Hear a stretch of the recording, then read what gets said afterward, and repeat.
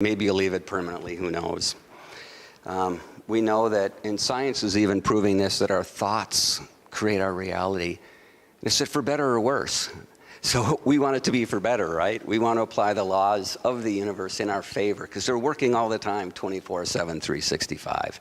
So our speaker today, Jen, and all that we do here is designed to help us be more creative, be more in charge of our thought process, and to dive deeper with that.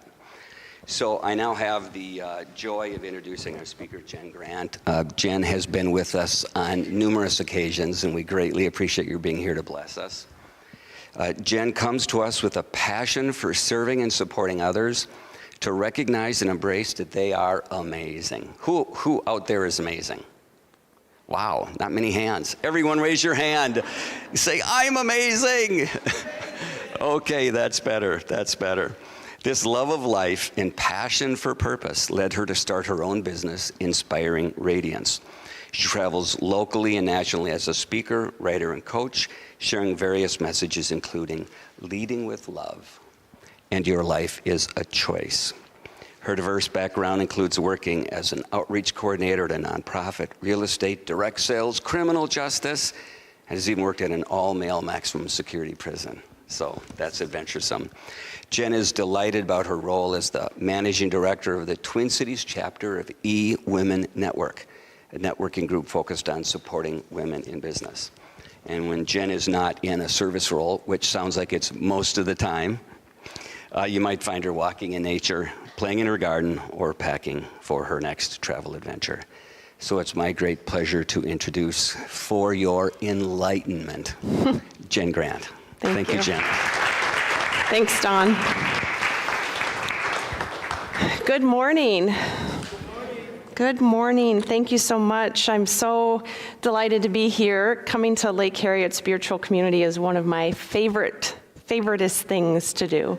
I'm so happy to be back in this space, and I'm not sure if you're aware how they do things here for the Sunday service speakers, so I'm going to let you in on a secret. I don't know if Gary wants me to share secrets about Lake Harriet or not, but I'm going to tell you a secret. As a speaker, they'll reach out and they'll say, hey Jen, do you want to speak sometime in July? I have these dates available. Or I think it was, I have July 16th, do you want it? Sure, would love to come share time and space with you on the 16th. Feels like a fabulous day. What a great day for a great day, right? So I say yes, and it's only after we say yes that then he gets back to us and says, by the way, the topic is.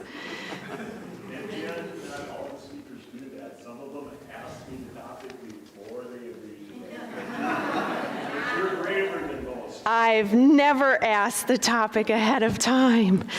So apparently you can ask the topic. I don't. I just rather be surprised, apparently. And I was talking about it on the way here. I sort of love the delight, the surprise, and the challenge of what comes forward. I think it's a fun task to find a message that lands within the topic that we're given. So this month, the topic is becoming whole. And as soon as I read that, I thought to myself, well, how much time do we have? Because becoming whole would take me 30 seconds to tell you about. Because in my brain, when I see the topic becoming whole, let's break down those two words, right? Becoming means to begin something. It means to lean into the start of something. Becoming is the process of, right? Whole is whole. It's complete. The thing is complete in and of itself. So becoming whole feels like a little bit of an oxymoron. It's the beginning of being complete in and of itself. So if we look at becoming whole, my brain and the way that I support people says you don't have to become anything that you already are. I deeply, deeply, deeply believe that we are already uniquely designed and divinely created for something spectacular, that you are here not in order to find wholeness, that you already are wholeness. I very, very deeply believe that. And if I could leave you with just that message, then we have like 40 minutes of free time and let's go enjoy, right? But I figured that probably wouldn't satisfy or suffice. You showed up here, you made the effort and the commitment. Bless each and every one of you for making the effort and the commitment to be in this space this morning. I'm so glad you're here. And because you're here, I decided I better put my brain to work and let's unwrap this a little bit more, right? So if I can leave you with that message, then my tip-top message is for you to know that you're already enough, you're already amazing, you are already whole. You don't have to become whole. That's already who you are. Instead of becoming whole, I want us to consider then unbecoming maybe what we have fallen into, unbecoming the traps that society has taught us, and then becoming, rewilding, whole in a way, and Don mentioned the word this morning, it's one of my favorite words, intention. Bringing intention into the game of wholeness. Because you are already whole, so can we step back and say, well, what would whole look like if I paused and brought intention in it instead? So for the next 35 to 40 minutes, I'm going to invite you to consider unbecoming, even if you are so satisfied with all of your life, right? Sometimes in the work that I do, I meet people and there is no good or bad. This is not a hierarchy, right? But sometimes I meet people that are similar to where I was 15 years ago, feeling very much not good enough and very convinced that my life is not worth much of anything. And living from this place, and it's just for visual, right? Feeling like there is a lot of room for growth and a lot of places I can go. So if you've shown up here today, this morning at Lake Harriet Spiritual Community, and you're feeling this, right? You're feeling down in the dumps. You're feeling, maybe it's even more than down in the dumps, right? Like maybe you've been dealt some things that are really tough. We have some space for you to unbecome that so that you can lean into this newness, this wholeness that you want to create for yourself, right? And then sometimes I'll meet people and maybe they've done some work. My guess is if you're in this space, you've done some work in some form or fashion, you're leaning into it. Maybe some of you have done more work than others, wherever you're at on this, right? But even if you've done some work, even if you're in this space, dare I say that there's always room for more? And I don't mean more things, I don't mean more stuff. I mean more of you, embracing you and your beautiful wholeness as it is. So whether you're joining us this morning and you're feeling down here, we have a lot of space. Or you're joining us, we have some space. Or you're joining us, we still have space.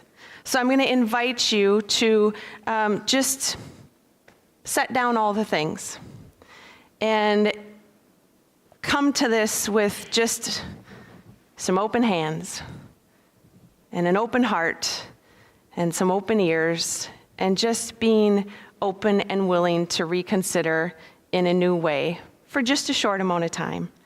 And then when we're done, you can say, I like that one, don't like the rest. I'll take that one thing.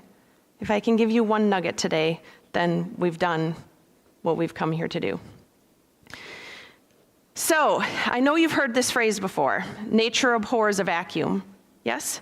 You've heard this, right? Nature abhors a vacuum. So what does it mean? It means that when you decide you're going to declutter, because you've heard all about decluttering and minimalism and, creating a wardrobe that matches you, get rid of the excess stuff, right? So you decide, I'm going to declutter and I'm going to clean out my closet. You clean out your closet and nature abhors a vacuum naturally. Does your closet get filled back in? Yes. And sometimes it gets filled in with things that you really, really love.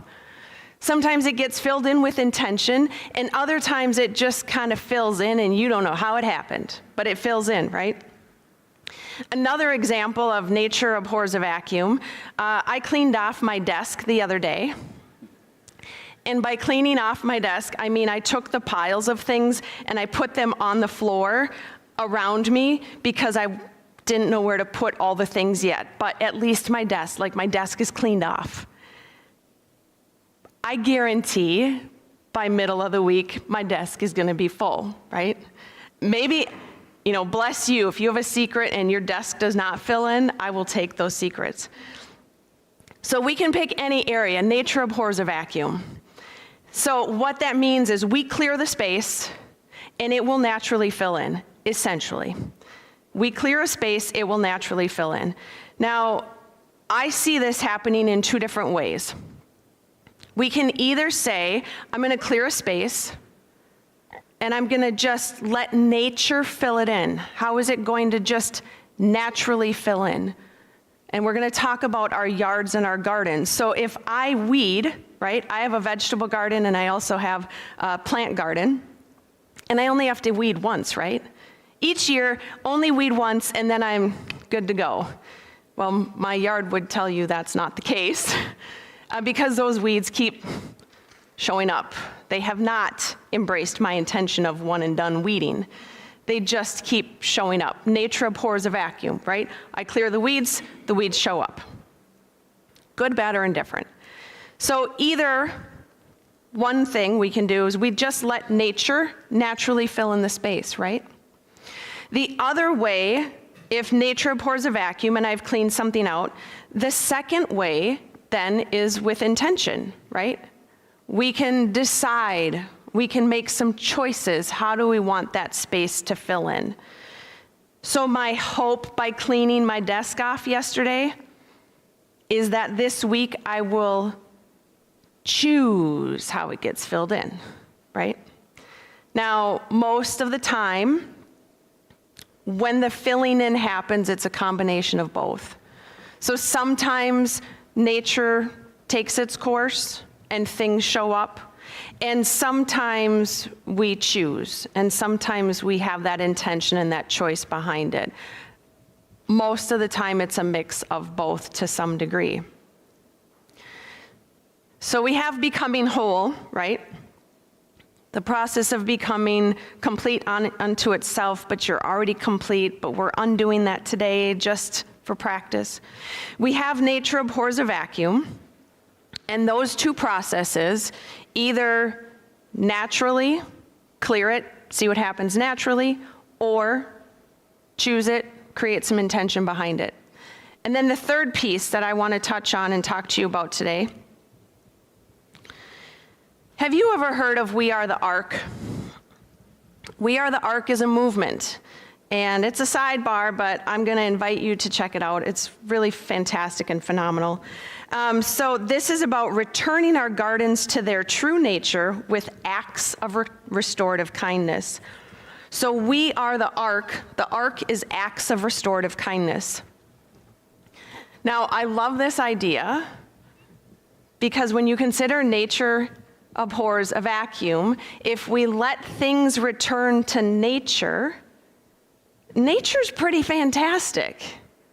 If we just clear everything out and let it go back to nature, how nature fills it in is pretty remarkable. And friends, this morning, I want to invite you to consider that you are also nature. You are also nature.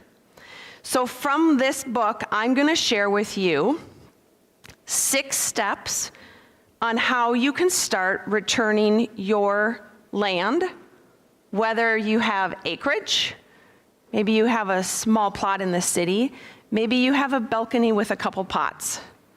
I'm going to share with you 6 steps how we can return that land to an act of restorative kindness.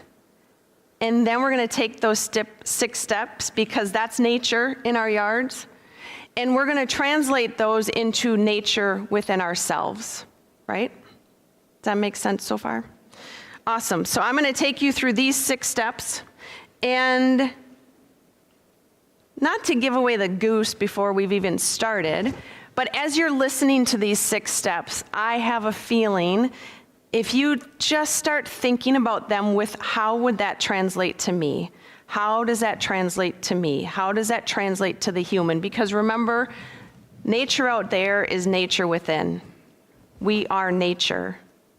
I believe nature out there as it is, as it appears, if we go back to the natural spaces, I believe that is also uniquely designed and divinely created, because it was created by something bigger than you and I. Same with us. That nature, us as nature, same. And not same in that you and I look exactly like each other, not same in that we have the same experiences, because there are areas, if we peel back all of the layers across all of the states or across all of the world, we can see the various landscapes. We can see the various native plants that show up. And what's native in one space, a plant that's native in one space, might not be native in another space, and it's varying all over the place, just like us. And I think that's such a beautiful thing. So instead of us looking to someone else and continuing to compare ourselves, what if you look to someone else, and when he or she or they are doing something really fantastic, you can look at that as inspiration. Rather than a competition and comparison, you see them doing something fantastic and you go, oh my gosh, look at what they're doing, how about me? Because nature, we are also nature. We also have those things within us. So let's get to those 6 steps. There's a lot more in here, but I'm just going to share the first 6 ones so we can get started on unbecoming to become. And I see this as a rewilding ourselves in some degree, letting go of the pretenses so we can get back to the heart of who we really are. So the first one, the first step in building your ark. Now again, this is, think of your yards, think of your landscaping, think of places you visit with land. Or maybe it's your deck. Maybe you have a few pots. Maybe you have a 1/4 acre like I do. The first thing, I love this. Now we've touched on it a couple times already. Declare your ark intention. So again, ark is active restorative kindness, which who doesn't need an act of restorative kindness? I don't know about you, but I know I sure need it all the time. So declare your active restorative kindness intention. So for your ark, they're talking about putting up a sign to make it clear that this patch of land has a purpose.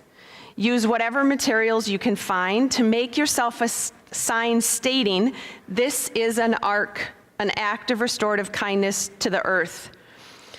This simple act of placing that sign enlists you as a proud member of nature's green army, her front line and her rear guard.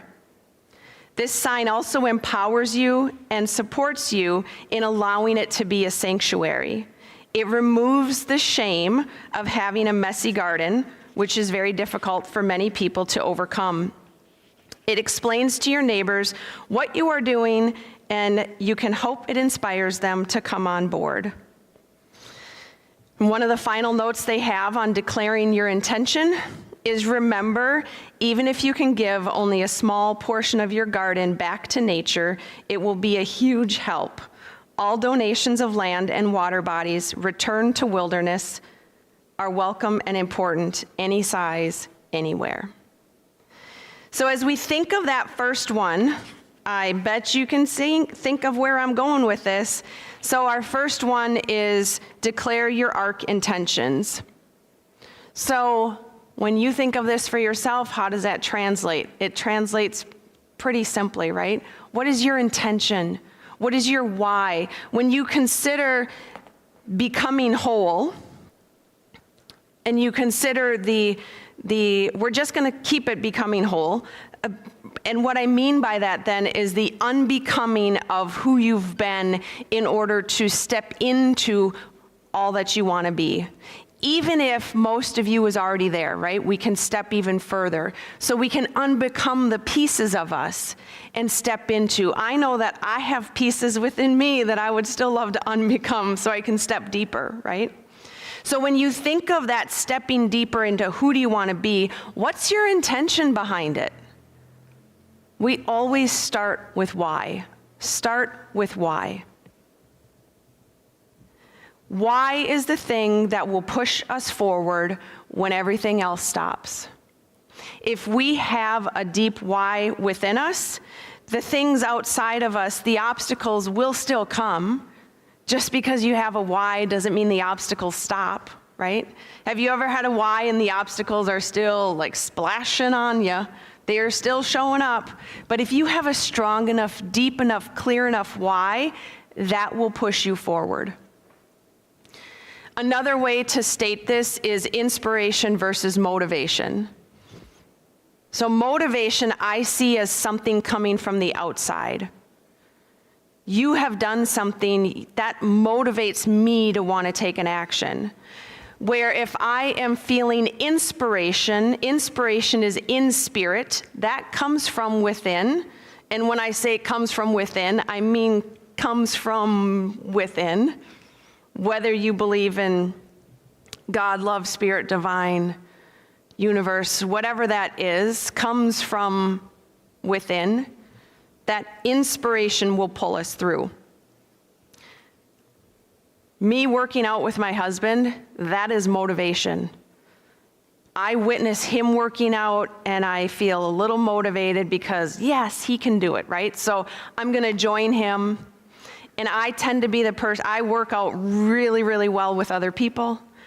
And when I'm on my own, maybe I just haven't attached to a deep enough why, but the inspiration, there is not a lot of inspiration. That is motivation, right?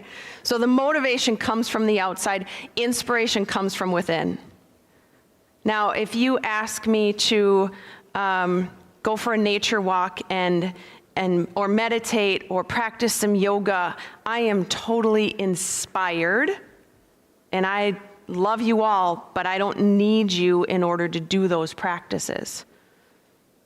So when we think of a deep why, think of something that is grounded inside of you so that when the motivation, the external motivation fades, when we walk away today, and I'm not up here motivating you to consider this, you want to have something that's deeper within to inspire you to keep going. And you can use this in any area of your life, right? So what's the deeper why? What's the inspiration? Can you lean into that? Don shared in my bio, I have a passion for serving and supporting. And if we add to that, men, I love all of you, I really, really do. But my passion is serving and supporting women. If I can pick one thing, it's serving and supporting women. The Dalai Lama said that the world will be changed by the Western woman. Now, I love the Dalai Lama, but I add a caveat to that. I say that the world will be changed by the awakened Western woman. So my purpose in this world is to support women in their re-embracing of themselves, because then she wakes up, she does her good work, she changes villages, and guys, you're doing great things. Again, it's not that I don't love you. These women in this room, they're gonna move mountains if given the chance. So supporting them to wake up is, that is my deep why. So when an opportunity comes to me, I know my why. I know my intention behind the work that I do. I want you to get that clear on it. I want an intention that when you talk about it, it moves you, and others are moved by it. Okay? All right. Our second step, 4, acts of restorative kindness. I love that phrase, by the way, acts of restorative kindness. The second one, ditch the chemicals. Ditch the chemicals. There is no place for poisonous chemicals in an ark. They cause many more problems than they solve and are very destructive to life on all levels. There is always a residual effect from the chemical solutions. While this may be a challenge, you're encouraged to not buy plants from sources that grow them using chemicals. Fungicides, pesticides, and herbicides will undo any good work you're hoping to do in your ark. Pollinators get ill collecting pollen from plants, and soil treated with systemic persistent chemicals from seed to sale. As your ARC ecosystem comes back into a balance, the use of chemicals will prove to be unnecessary. Natural predators will return alongside the growing native plant diversity and keep populations of any invaders in line. I love that. I love having that conversation. Ditch the chemicals. So as we are, it feels to someone that loves the earth, that feels obvious to me. I know that that is a bigger conversation than maybe we have time for. But again, I'm just asking you to lean in, be curious. But the real work here is, how does this apply to you, right? How does it apply to the individual? If that is nature out there and we are nature in here, how does ditch the chemicals apply to you? Now, I can't answer this for you. I will give you some suggestions to consider. My mom, may she always rest in peace, she died just over 2 years ago. And from the time she was 14, she smoked and drank alcohol. And she died at the age of 72. That's a lot of years of smoking and drinking alcohol. Now, what baffles my brain is how powerful our bodies are, even when we're consuming alcohol and smoking every single day for not 10, 20, not even 30, but we're talking almost 60 years. And our body has such a capacity and a desire. Its nature is toward health. It wants to survive. Imagine if my mom's body could survive through all of that, and in the hospital as her body is passing and she knows that it's time, right? We had about 2 weeks together. She told me that she wished I listened sooner, that she wished she listened sooner to the conversations that I was sharing about health and wellness and healthy eating and healthy living. She wished that she could go back in time, while also recognizing the miracle of the body for her to be able to live as long as she did.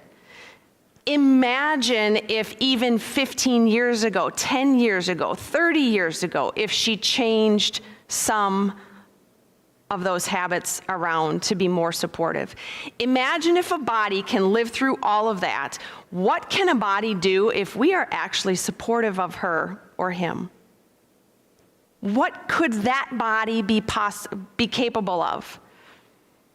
I want you to consider that. What are the chemicals that you are consuming? If this is your nature, and if you are focused on becoming whole with your own personal arc within this physical realm, what are the chemicals that you are consuming on a regular, part-time, regular, maybe even just once in a while? Can you consider the chemicals that you're consuming? And maybe just for today you set it down. I'm not asking you to promise for the rest of your life. But if you have a clear intention, you have a clear why of why this is meaningful and matters to you, just do it today. Set it down today. And then maybe tomorrow get reattached to that clear intention, that why, and maybe tomorrow you'll set it down again. I was speaking with someone the other day, and he was so excited to tell me that he hit 500 days of no alcohol. So excited. And then he went on even more excited to talk about the clarity and the awareness and the waking up feeling refreshed. And maybe it's not alcohol. Maybe it's a small thing that you're doing, but you know you're doing it. And so I'm just going to invite you to consider that. Now, on the flip side of this, right, as a holistic health coach, the other way that I go with this is Yes, let's look at those things, and also let's look at what can we build in? What can we build up? Because sometimes if we naturally add things, the other things will fall away. I have added a green juice nearly every day. I have to be really, really honest with you because my daughter is here, and on the ride home, I will get totally called out if I lied to you. So I have to be really honest and tell you that I most days have added in a green juice, and it's the first thing I consume on the days that I add it in. And when I don't have those, I can tell. My body has become really appreciative of doing something like that for it. And when I add that in, then some of the other things naturally fall away. So consider that as well. Maybe you're sitting there going, Jen, Jen, remember, I'm down here. And it's struggling right now, Jen. So please don't tell me I have to give up my cake or whatever it is.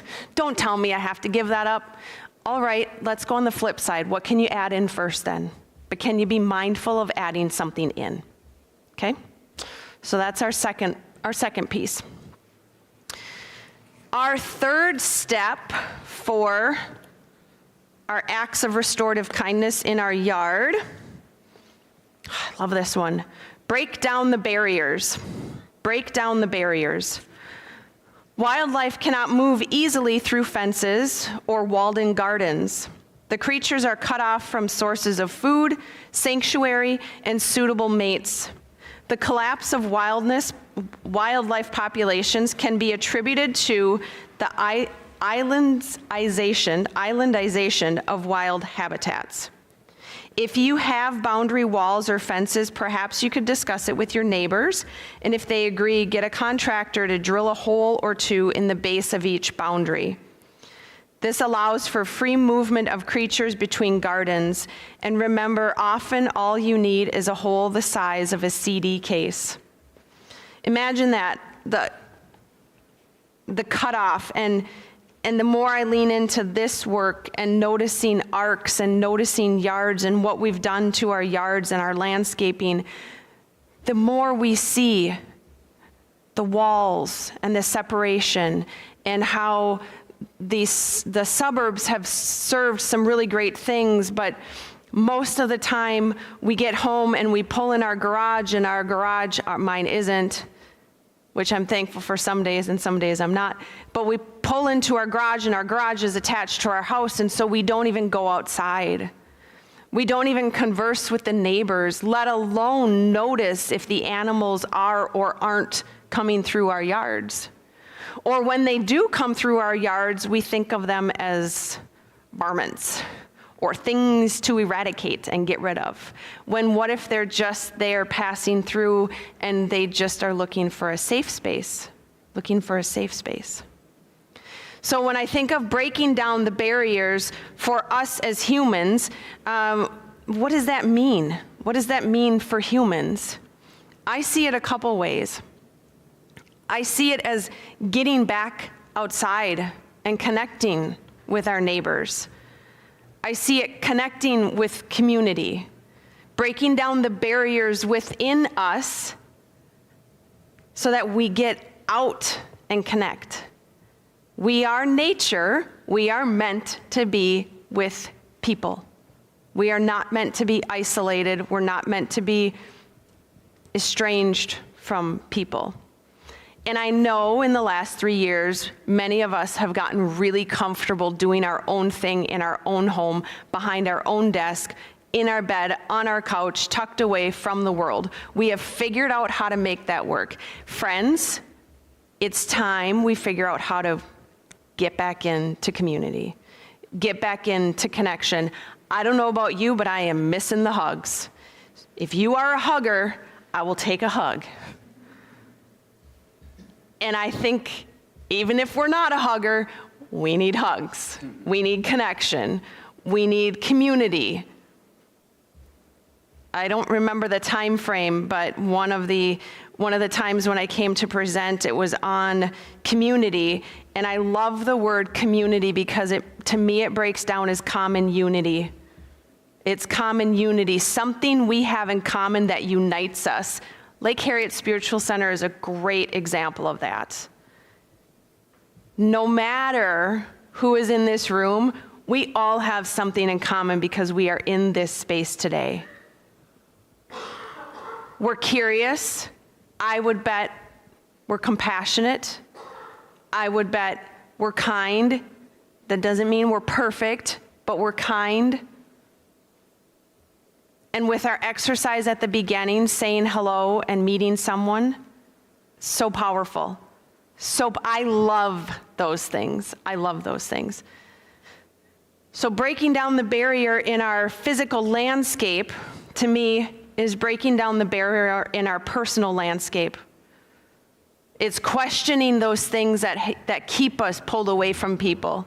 It's questioning those things that keep us avoiding community and connection, and instead encouraging us, just dive in.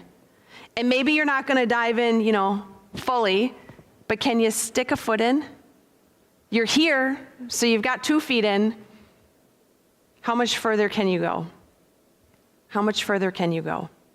And remember how that intention, when we have that really powerful intention at the beginning, I don't like making cold calls, but when I remember my strong intention, it's a lot easier for me to bring that forward when I think about my role bringing women in business, like small business owner women together. It's a lot easier to make those phone calls and break down the barrier of communication. And you know what else? If not for you, do it for the other person. If not for you, be brave enough and do it for the other person, because when they receive a phone call, a reach out, a random letter, it's delightful, right? When someone calls you up and says, hey, you were on my mind today, I just thought I'd give you a quick call. How good does that feel? It's an automatic breakdown of the barriers. So keep that in mind. My encouragement to you today is, as I'm saying this to you, someone is coming to mind. Maybe you haven't talked to them in a while. Maybe there's something there that has stopped the two of you from connecting or reaching out. So my encouragement today is reach out. Just blame it on me. I went to Lake Harriet today, and that darn Jen told me that I had to make a phone call, and the moment she said it, I thought of you. How good is that going to feel to them? Even if there's stuff to figure out, when we open it with, I thought of you. This came up and I thought of you today. A lot of that stuff will naturally fall away. The next one in building our arc, reduce hardscapes. Reduce the amount of hard landscaping to a bare minimum to let the earth breathe as much as possible and to create the maximum amount of space for life to be supported. Consider this: more extraction from one part of the world to fulfill your needs in your part is not helpful and usually pretty catastrophic at source. Do what you can manage. Try not to hold guilt on yourself. You might use path and patio surfaces that allow the earth to breathe if you can. Bare earth paths might be feasible in other areas, or you can use mown or bark mulch paths in other areas. Creating space for the earth to breathe. Creating space for the earth to breathe. Nature needs to breathe.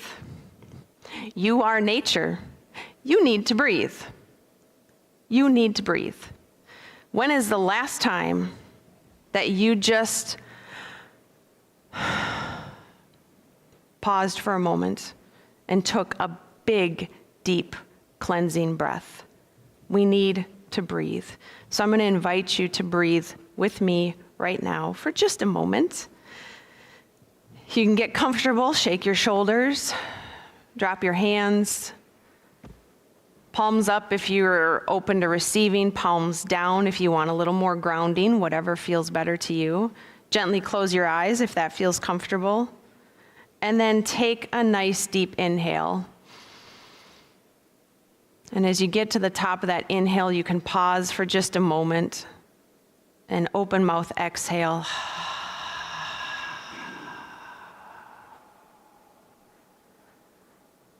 Let's do another one. Nice deep inhale. Pause at the top. Open mouth exhale.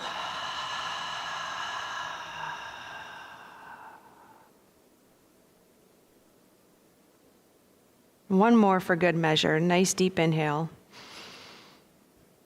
Pause. Exhale.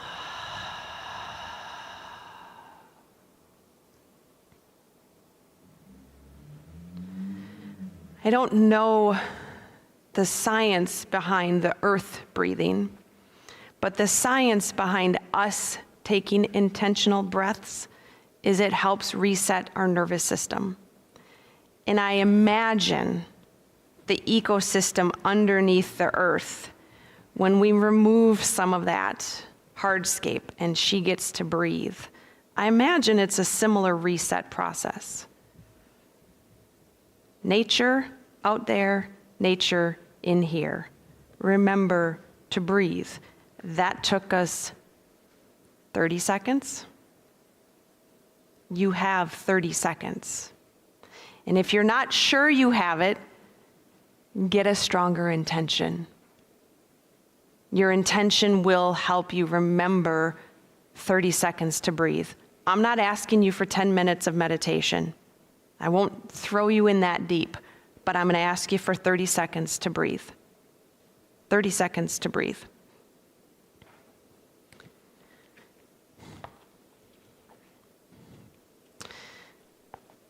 The fifth way that we are supporting our arcs at home: slow down the water. If you have a river or stream on your land that's been straightened out, it may have seemed like a good idea at the time, but now we know it's an ecological disaster. Removing the bends makes a natural river into a canal.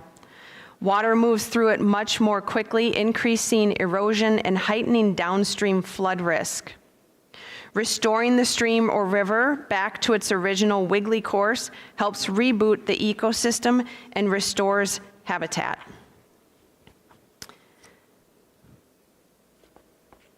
Now, when I was thinking about this, I read that and automatically I was like, oh, drink water. Yes, drink water.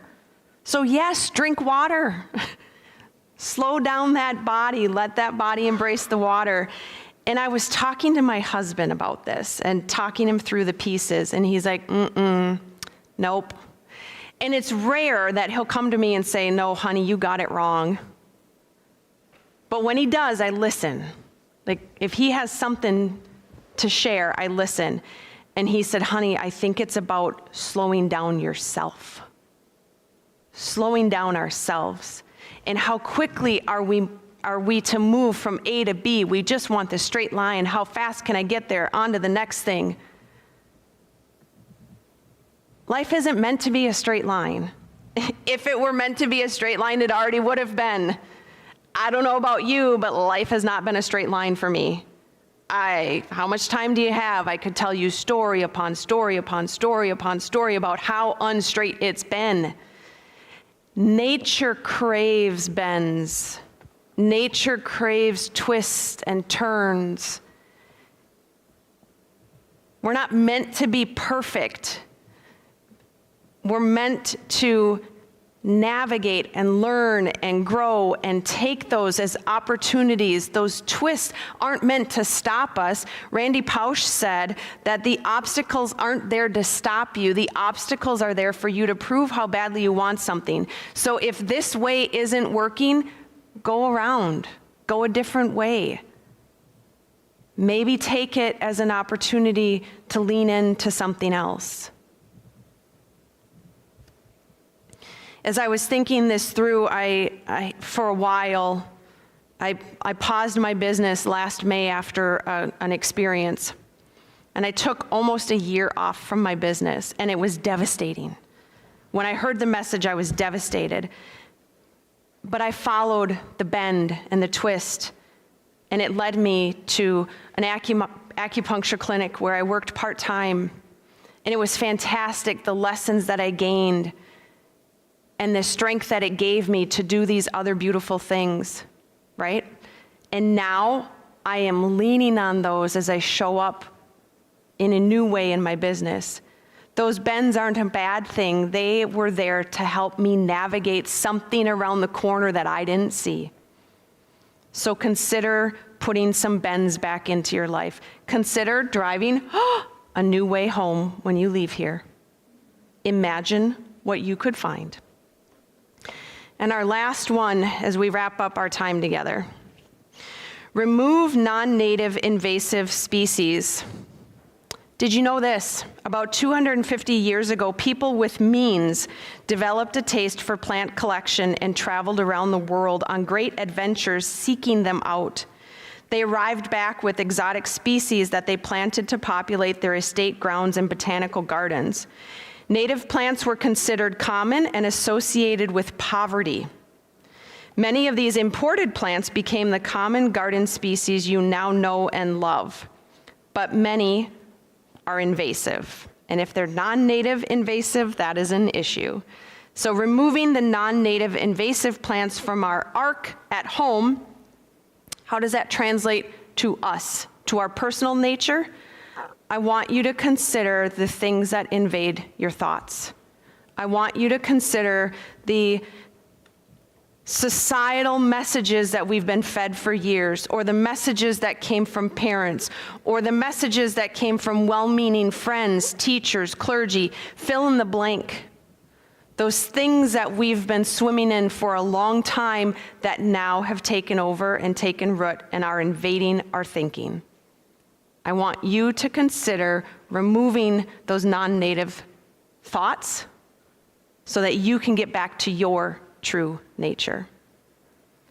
And if we lean into these 6 steps, unbecoming who we were in order to become whole in a whole new way that is more suitable for us, and as it's more suitable for us, it's more suitable for the community and all of those around us. Thank you. Thank you, Jen. Wow, that was really something. Let's see. Declare your intentions. Ditch the chemicals and let go of hindrances. Add in the good. Break down barriers and connect with community. Reach out in love and service. Reduce the hardscape by adding breadth, slowing down. Slow down the water, relax your life, meander, grow, and remove the non-native invasive species, clearing what invades your thoughts. So just take a moment. Is there one thing that comes to mind right now that you could do this week? If something's coming to mind, it's coming from your intuition. It's a gift to you. Pay attention to it and practice it a little bit each day. So thank you, Jen. That was really inspiring as always. It's time now for our offering. We are a volunteer organization that lives off the kind gifts of those wonderful people that attend here. So Carol and whomever, if we want to. Okay, great. Well, Carol, you can start. Gary, you want to start the music, whatever. And also remember that you can give online at lakeharrietspiritualcommunity.org. There's a donate button. So thank you much.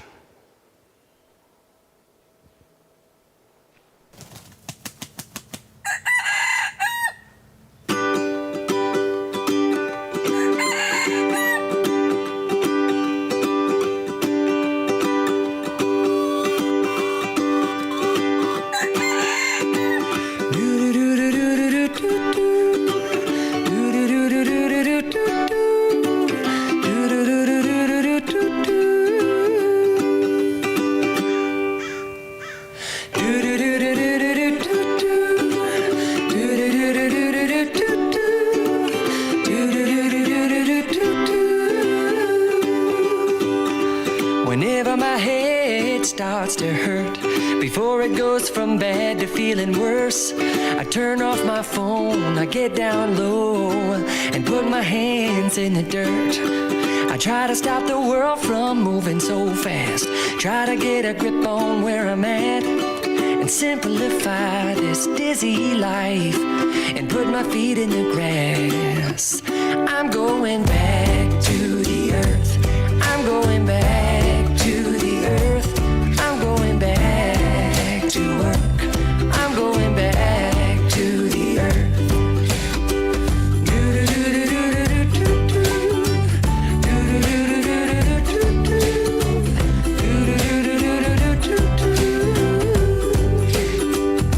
The only explanation for a high rise must be that everybody wants to get high and move on up to a deluxe apartment in the sky. Well, the higher we go, the taller we grow. We lose sight of the land below, where you can have your place up in outer space. 'Cause my home is where my food is grown. I'm going back to the earth. I'm going back to the earth. I'm going back to work. I'm going back to the earth. I'm going back to the earth.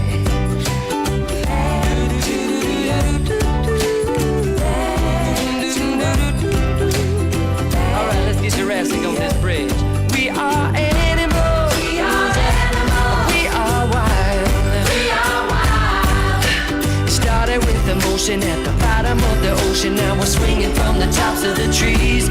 We are animals. We are animals. We are wild. We are wild. And to truly be forgiven, we must all get back to living with the land in harmony.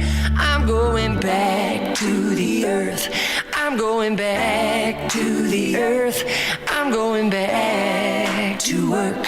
I'm going back Okay, to you want to the come down earth. now? Ooh, back to the earth. I'm going back. I'm going back to work. I'm going back to two more times around. Thank you, everyone. If you'll please raise your hands and repeat after me. God's perfect love, flowing through me, blesses and multiplies all that I give, all that I receive, and all that I am. Aho. Okay, well, this upcoming week, next Sunday at 9 a.m., we've got Tina Frontera with Movement and Meditation. And a 10:30 service is with Catherine Duncan, and focusing on mental and spiritual health. And she has experience as a hospital and hospice chaplain, so that should be really interesting. And we just want to remind you, you are beautiful, you are capable, there's nothing wrong with you, there never has been and there never will be. You got that? Okay, you're free, and you always have been, as we were reminded by Jen. So it's time now for our closing circle. If we just want to gather together and hold hands, and perhaps just in the middle and through these two aisles, right where these two gentlemen are. And we got men's group on Thursday. Women are going to be owning the world, so we have to catch up, man. So come together, we'll cluster on Thursday.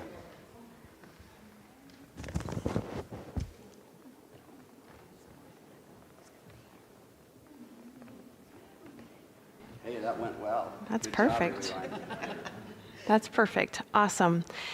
I always do this when I speak, so if you've heard me here before, this is not going to be new to you, so I invite you to take a peek around the room and look at these beautiful people that we get to spend time and space with. And notice how different we all are, and how perfect that is, and how wonderful it is. And I want you to then come back to yourself and consider for a moment acts of restorative kindness, whether for nature in our land outside, or whether for nature for ourselves. What is an act of restorative kindness that you can do for yourself today? And I'm going to invite you to take that act today. Amazing. Thank you all so much for being here and sharing time and space. Woohoo! All right. There we go.